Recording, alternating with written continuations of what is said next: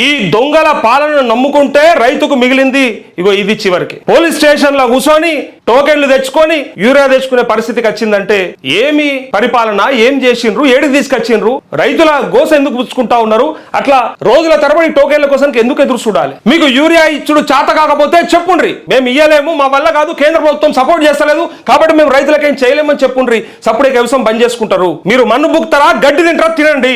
రైతు ఒక్కనాడు వ్యవసాయం బంద్ చేస్తే ఒక్కనికన్నా సిగ్గు శరం ఉందా? మరి ఎక్కడ వరే కాంగ్రెస్ నాయకులు నిలబడాలి కదా. మరి ఇక్కడ మీరు నిజంగా సప్లై చేసినట్టయితే, నిజంగా వీళ్ళంతా రైతులు కాదు కార్యకర్తలు అయితే మరి ఇక్కడ కాంగ్రెస్ నాయకులు నిలబడి మాట్లాడాల్సి ఉండే కదా, సెట్ చేయాల్సి ఉండే కదా. కావాలని రెచ్చగొడతా ఉన్నారని చెప్పి నీతులు చెప్తా ఉన్నారు కదా, మరి రెచ్చగొట్టేటోని మీరు దొరకబట్టాలి కదా. మేము 100 మంది వస్తే మేము ఎడికలు చేస్తాం సార్ అంటే మరి ఎవరు తప్పిదం? అది ఎవరు తప్పిదము? వ్యవసాయానికి పెద్ద పీట ఉన్న పీట ఎత్తుకపోతున్నారు ఈ దొంగలు. కుసున పీటను ఎత్తుకపోయి లాస్ట్ తీసుకొచ్చి పోలీస్ స్టేషన్లో కూర్చోబెట్టి ఎప్పుడైనా చూసినా మా గతంలో వినడం జరిగిందా? ఇంత అధ్వానం ఉంటుందా? నిజంగా చెప్తున్నా కదా, ఈ రేవంత్ రెడ్డి, తుమ్మల నాగేశ్వరరావు అంత దద్దమ్మలు ఇంకొవడు లేడు.